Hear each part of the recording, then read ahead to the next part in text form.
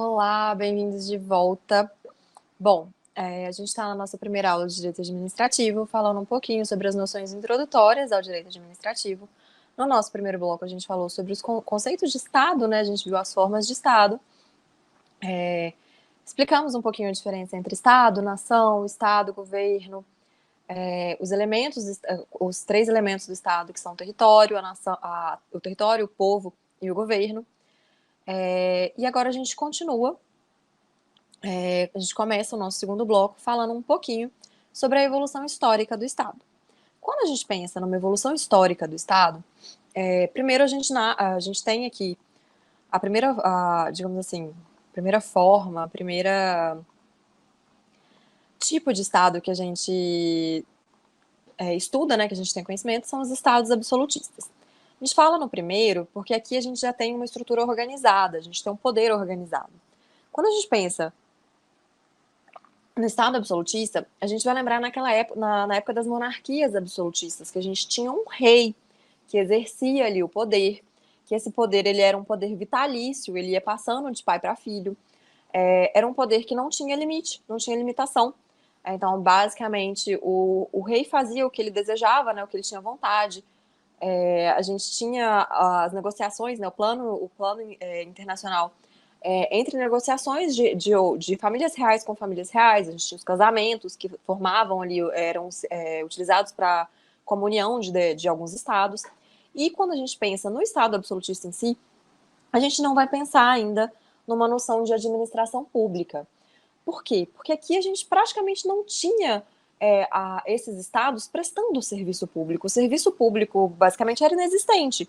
O que a gente tinha eram pessoas, né, tipo, aqueles subordinados àquela vontade estatal que pagavam tributos, que pagavam taxas ali simplesmente para poder trabalhar, para poder exercer, para poder viver. Mas a gente não tinha necessariamente uma contraprestação estatal. A contraprestação que eles falavam era ali um direito de defesa, que aquele Estado, aquele rei, os protegeria de uma invasão externa, por assim dizer. Mas a gente não tinha uma noção ainda de direito administrativo, de administração pública e por aí vai. A gente começa a ter essa noção quando a gente passa do Estado absolutista para o Estado liberal.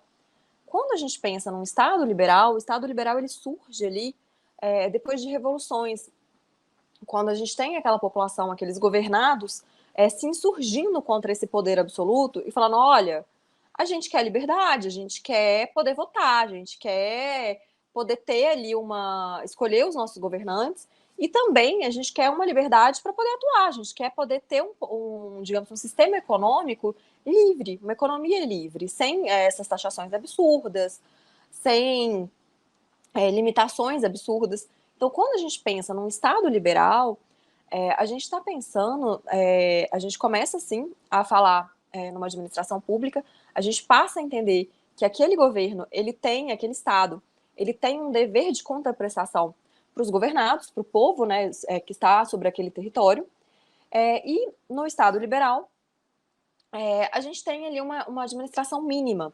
A gente sai dos dois extremos, a gente sai de um extremo que o rei podia tudo, para um extremo de que aquela administração, aquele governo pode o mínimo. A gente precisa de liberdade para poder ter, de uma liberdade econômica, de uma liberdade social para poder atuar. Só que essa liberdade extrema também traz desigualdades extremas, porque a população não estava toda na mesma igualdade. Então, quando a gente tem a passagem do Estado liberal para o Estado social, a gente vai passar de novo de um extremo para o outro.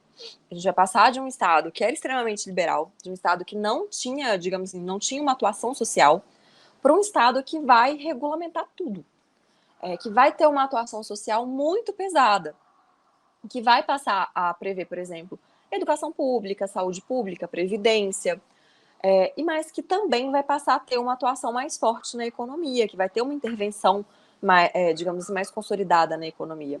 Só que isso também traz problema.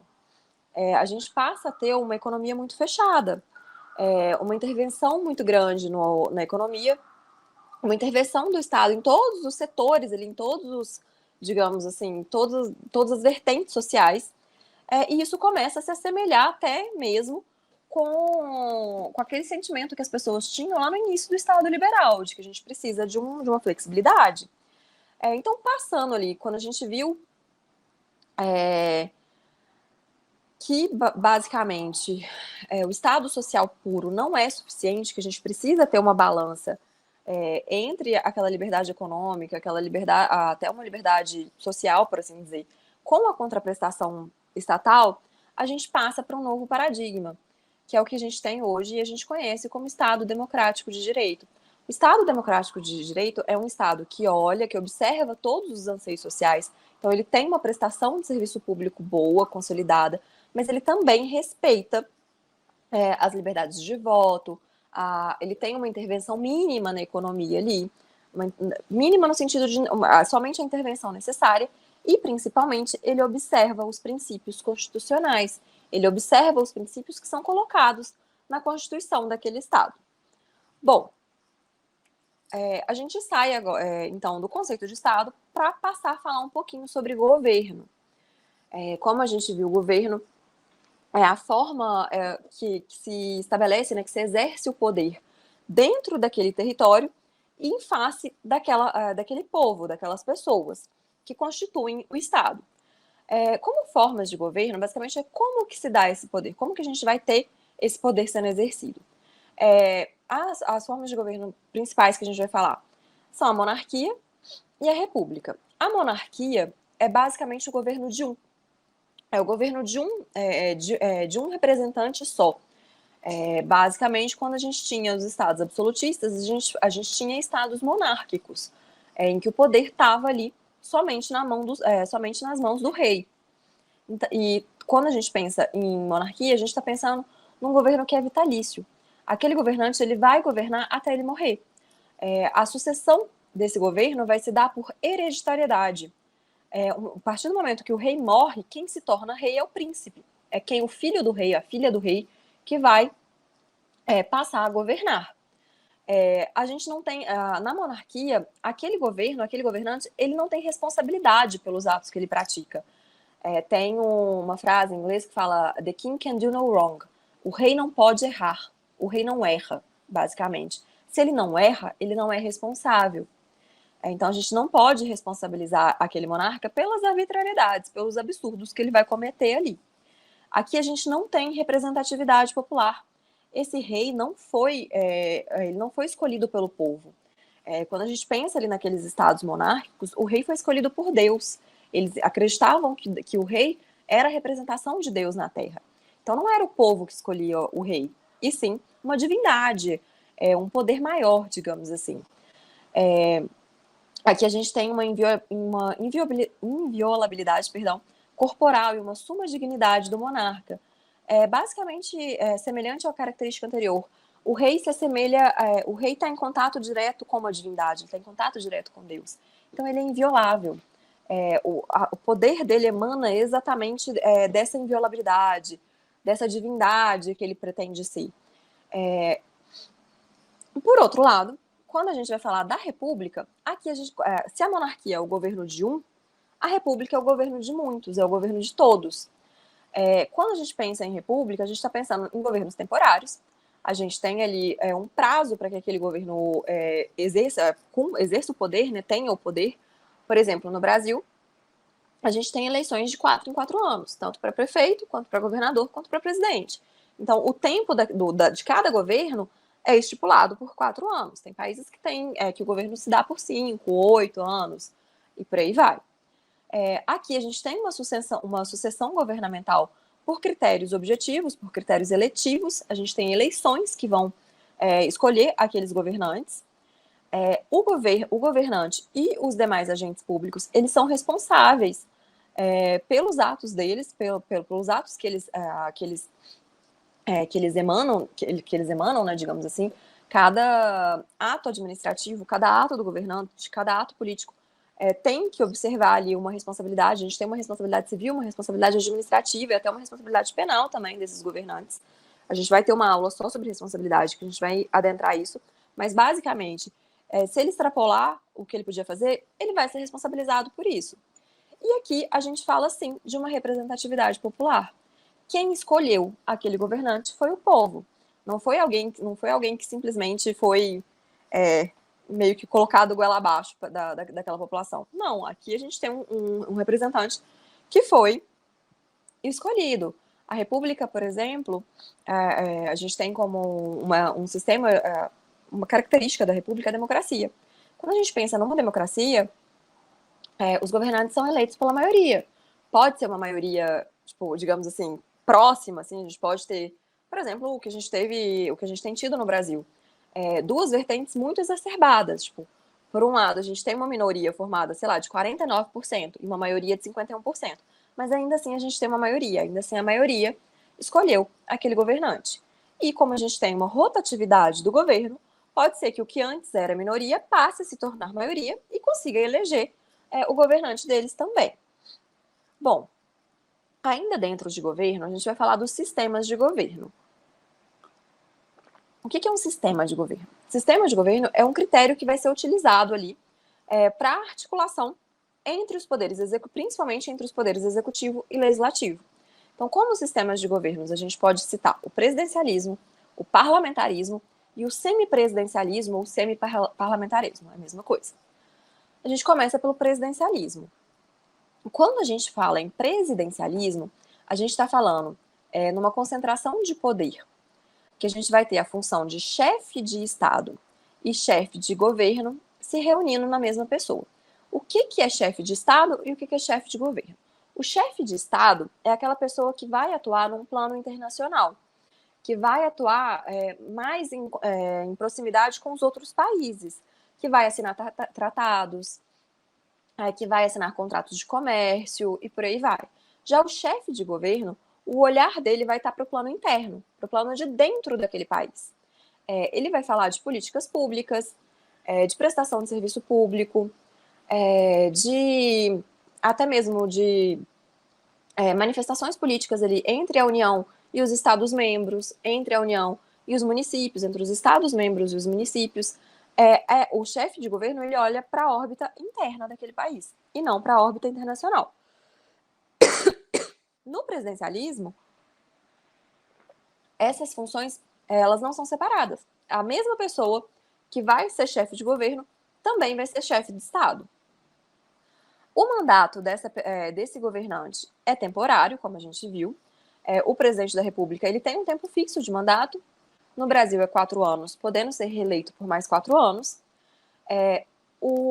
Digamos assim, o presidencialismo, ele proporciona uma maior divisão, uma independência ali entre o legislativo e o executivo. O legislativo não interfere na escolha do chefe de governo e do chefe de Estado.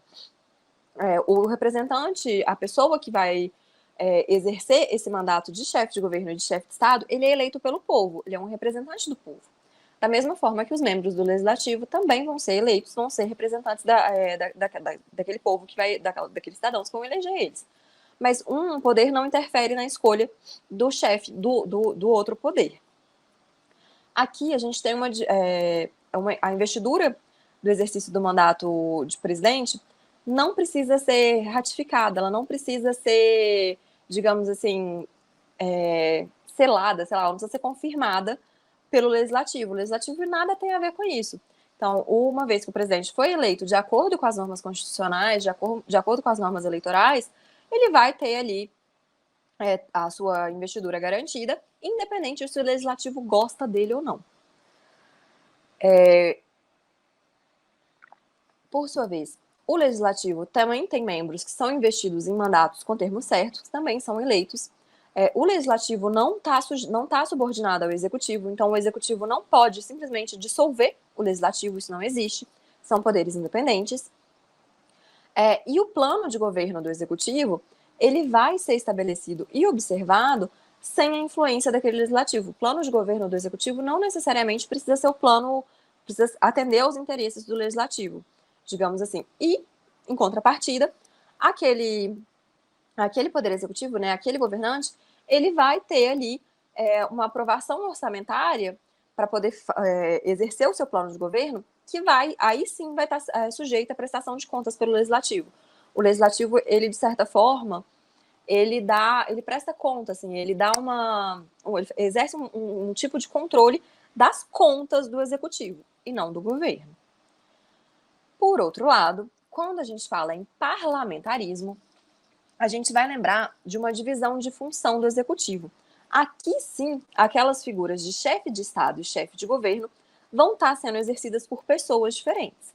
A gente vai ter um chefe de Estado que vai ser exercido ali ou pelo monarca, ou pelo rei, ou pelo presidente, e a função de esse chefe, esse presidente e esse rei, que vão ali atuar num campo externo, digamos assim, num campo internacional. E já a função de chefe de governo, ela vai ser de atribuição do primeiro-ministro. É o primeiro-ministro que vai reger aquele governo internamente. O chefe de Estado vai ser a pessoa que vai nomear ou que vai indicar aquele primeiro-ministro. Esse primeiro-ministro vai indicar, vai nomear os demais ministros que vão compor ali o gabinete dele. E tanto o primeiro-ministro quanto o gabinete do primeiro-ministro precisam ser aprovados, eles precisam ser ratificados pelo parlamento. Política, quando a gente fala uma ratificação política perante o povo, é a ratificação pelo parlamento. Basicamente, o nome parlamentarismo, ele vai se dar exatamente de acordo com a forma de escolha desse primeiro-ministro. Exatamente porque a escolha desse primeiro-ministro precisa ser aprovada pelo parlamento.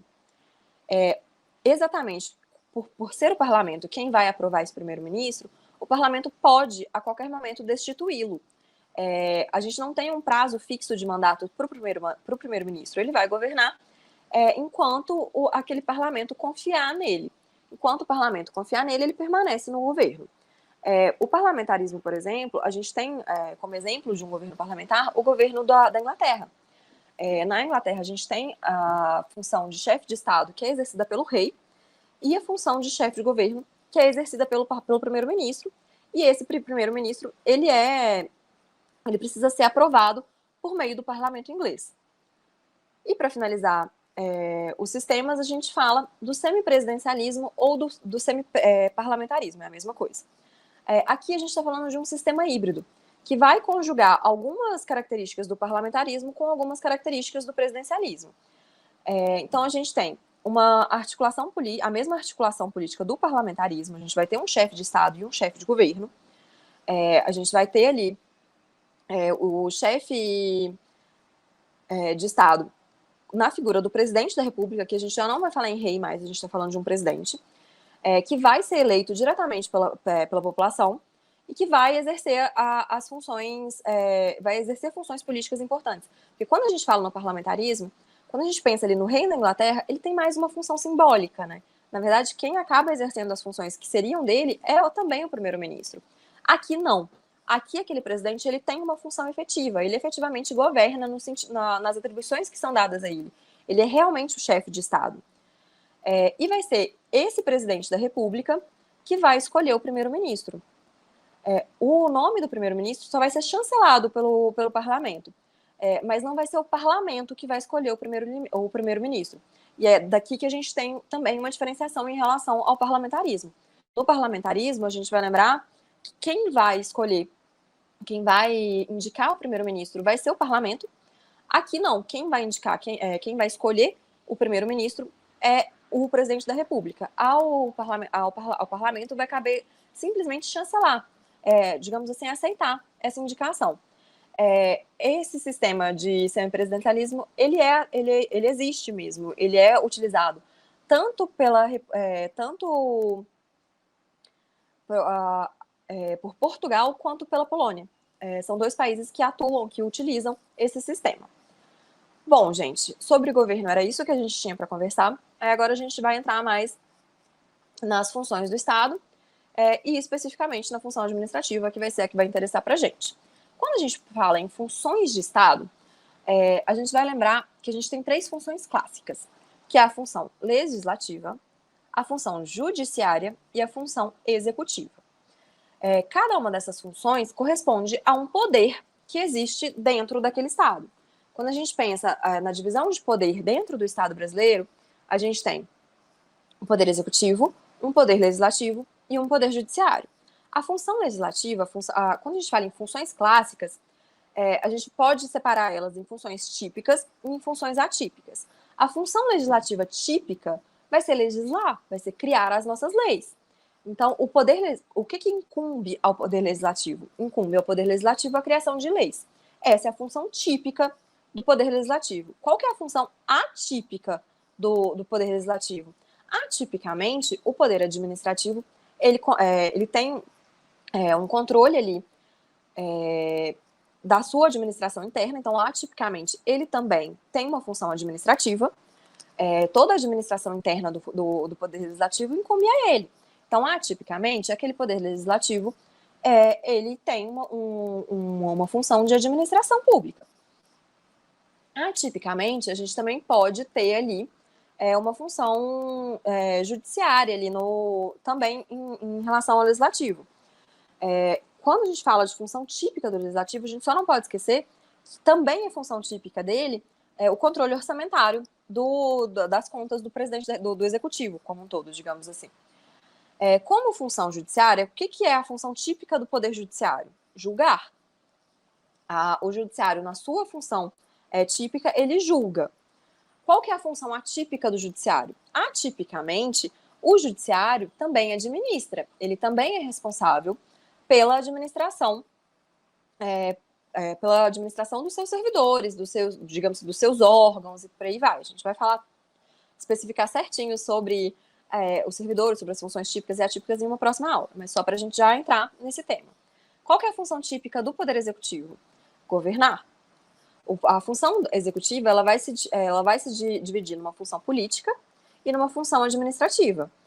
Na função política, a gente vai pensar num governo político, digamos assim, em políticas públicas e por aí vai, políticas internacionais. Já quando a gente pensa em administração pública, a gente está pensando em prestação de serviço público.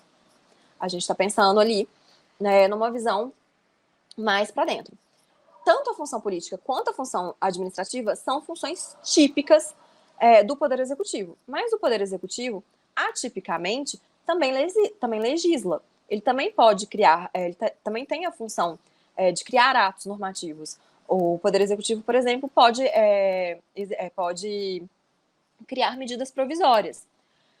Atipicamente, a gente tem também o Poder Executivo tendo um veto jurídico, que é um veto de uma lei, por exemplo, que ele fala que aquele veto se dá por características jurídicas, porque aquela lei contraria ali uma Constituição, contraria alguma outra lei. Isso também seria, de certa forma, uma função judiciária atípica do Executivo. Além dessas três funções do Estado que vão formar os poderes do Estado, que vão formar o Poder Judiciário, o Poder Executivo e o Poder Legislativo, a gente tem funções que são essenciais à Justiça, mas elas não fazem parte dos poderes dos Estados. Aqui são funções que estão atreladas, que são previstas na Constituição, mas que são atreladas ao Poder Judiciário. Elas são independentes do Poder Judiciário, mas elas também não constituem um poder novo. A gente tem, por exemplo, o Ministério Público, que vai ser encarregado ali de uma fiscalização, de buscar interesses sociais. A gente fala que o Ministério Público é o representante da coletividade, digamos assim. Ele vai buscar interesses daquela coletividade, ele vai buscar a melhor interpretação, a melhor execução da lei. A advocacia pública é formada ali pelas procuradorias gerais dos municípios, dos estados, pela Advocacia Geral da União, que são centros de poder ali que vão defender os interesses da União, dos estados, dos municípios, interesses públicos ali atrelados a esses entes. E a Defensoria Pública, que vai atuar, é uma advocacia pública para as pessoas de baixa renda, para as pessoas que não têm condição de arcar com um advogado, que não teriam acesso à justiça se não fosse por meio da Defensoria Pública. Bom, a gente entra, então, finalmente, na função que nos interessa, na função que a gente vai ver nas próximas muitas aulas aí para frente, que é a função administrativa. Quando a gente fala em função administrativa, a gente pode ter a função administrativa sobre um critério subjetivo ou orgânico, que vai levar em conta ali o sujeito, a pessoa que vai ser responsável pelo exercício daquela função administrativa. A gente também vai ter como característica da função administrativa um critério objetivo ou material, que vai buscar reconhecer ali aquela função administrativa por meio de elementos que são intrínsecos à atividade, por meio do conteúdo daquela atividade. Então, toda vez que a gente estiver falando de uma atividade, que tem como conteúdo a consecução de interesse público, a gente está falando numa função administrativa. E também num critério objetivo formal, que é basicamente, vai reconhecer que aquela função é uma função administrativa por meio do regime que é a disciplina. Na nossa próxima aula, a gente vai falar sobre o regime jurídico administrativo. E a gente vai ver que é um regime jurídico de direito público. Então, toda vez que a gente estiver falando de um regime jurídico de direito público, provavelmente a gente está falando sobre uma função administrativa. Essa função administrativa, ela pode ser dividida. A gente vai falar em função administrativa, por exemplo, quando a gente tiver a prestação de serviços públicos. Vai ser ali uma atividade que vai ser direcionada a proporcionar utilidade, comodidade, para aqueles assim, vai buscar satisfação de necessidades de interesses públicos. A gente ainda tem função administrativa também quando a gente fala no poder de polícia. Quando a gente pensa no poder de polícia, a gente vai lembrar de uma atividade que vai conter, que vai restringir ali o exercício de alguma liberdade, que vai adequar aquele exercício aos interesses coletivos. Por exemplo, quando a gente tem alvará de funcionamento para um restaurante, quando a gente tem a limitação ali do que pode ser colocado na calçada, tudo isso é um poder de polícia.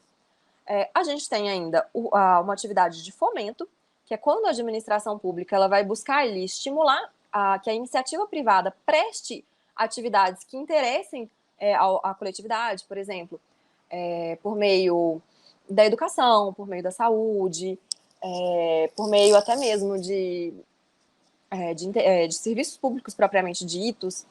E, por fim, a gente vai lembrar também de uma função de intervenção. E quando a gente fala em intervenção, a gente vai lembrar que é, sim, a atuação da administração pública no domínio econômico. É uma intervenção direta da administração pública, por meio das suas empresas estatais, para regulamentar ali, para fiscalizar a atividade econômica. Então, vamos lá. Conceito de administração pública. O que é administração pública?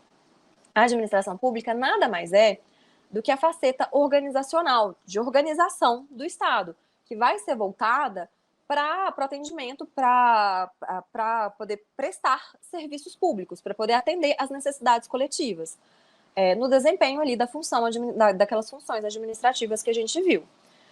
Num sentido objetivo, a gente vai lembrar que a administração pública é a própria atividade administrativa. Toda vez que a gente falar em sentido objetivo, a gente vai lembrar da palavrinha-chave atividade. É a atividade que é exercida pelo Estado por meio ali dos seus órgãos e dos seus agentes. Então, toda vez, sentido objetivo, a gente vai lembrar de atividade, de prestar atividade.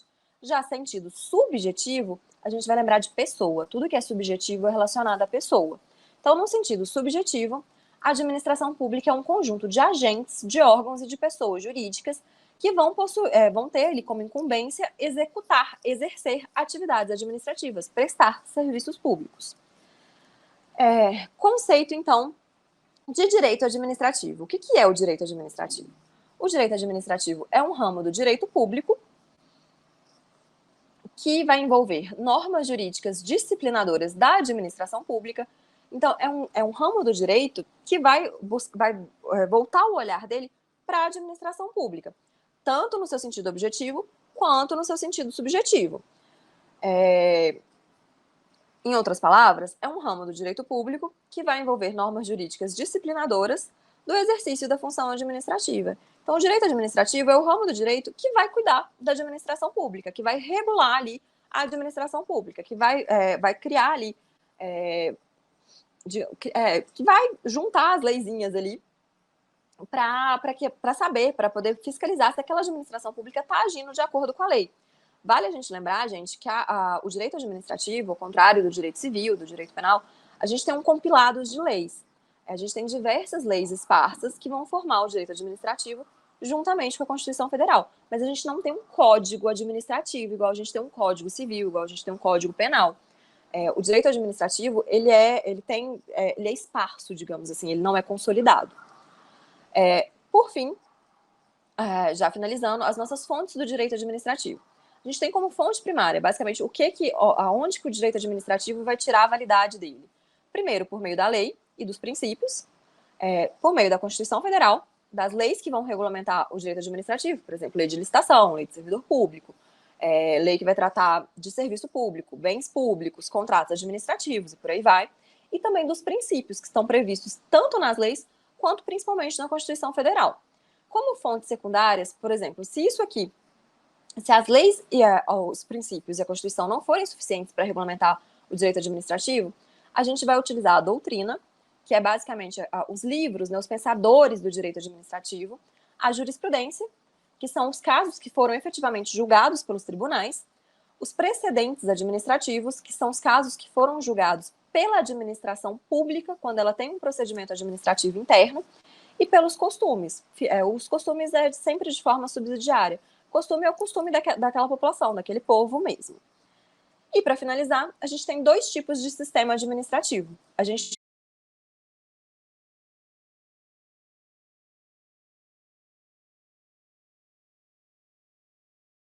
elas são apreciadas pelo Poder Judiciário, ainda que envolvam como parte a administração pública, então nada foge ao Judiciário, digamos assim, tudo pode chegar no Judiciário.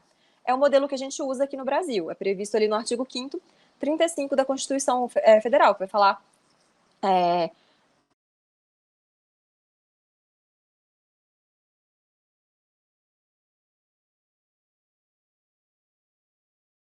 que é conhecido como contencioso administrativo. De acordo com o modelo francês, ao Poder Judiciário vai caber somente a apreciação das chamadas causas comuns. A gente vai ter tribunais administrativos aos quais vão ser atribuídas ali as causas que vão envolver os interesses da administração pública.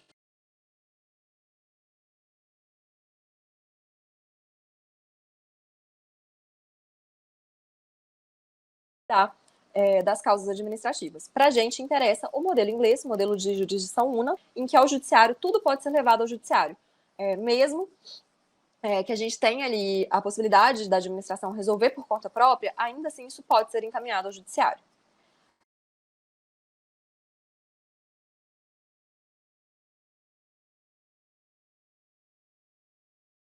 Então, correta. Letra A. Atualmente, Estado e governo são considerados sinônimos, visto que em ambos prevalece a finalidade do interesse público. Não, gente, a gente passou a aula inteira falando que Estado e governo não é sinônimo. O governo é um dos elementos que formam o Estado. Mas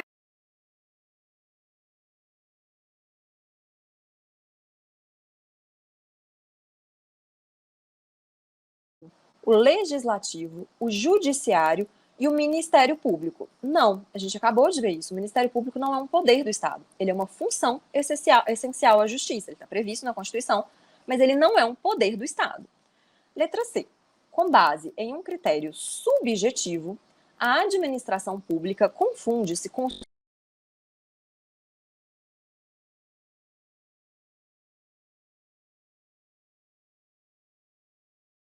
subjetivo, a gente vai lembrar de pessoas. Então, critério subjetivo, sujeitos que integram a estrutura administrativa do Estado. Está correto? Letra D. Na Constituição Federal de 88, foi adotado um modelo de separação estanque entre os poderes, de forma que não se podem atribuir funções materiais típicas de um poder ao outro. Não, a gente viu que, apesar deles terem funções que são típicas a eles, eles também exercem funções atípicas. Por exemplo, o executivo pode executar a função atípica de legislar. O judiciário tem a função atípica de administrar os seus servidores, ali, os seus órgãos. Então, é sim possível. Questão número 2. A lei é considerada fonte primordial do direito administrativo.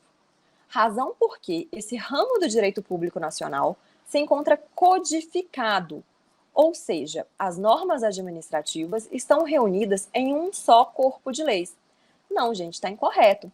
Como a gente viu, as leis administrativas elas são esparsas, a gente não tem um código administrativo. A gente tem diversas leis que, juntamente com a Constituição, vão reger o direito administrativo. Então, a questão número 2 está errada. Opa, peraí. Já acabei dando a resposta da 3, mas vamos lá. Com relação à administração pública, julgue os itens que se seguem.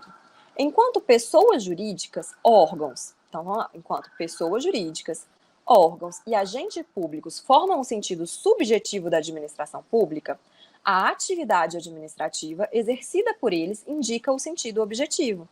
Tá correto. São exatamente os dois conceitos, os dois sentidos que a gente viu de administração pública. O sentido subjetivo ligado às pessoas, então pessoas jurídicas, órgãos e agentes públicos, e o sentido objetivo exatamente relacionado à atividade administrativa. Então, a questão número 3 está correta. Questão número 4. Assinale a opção correta em relação às noções de Estado e administração pública.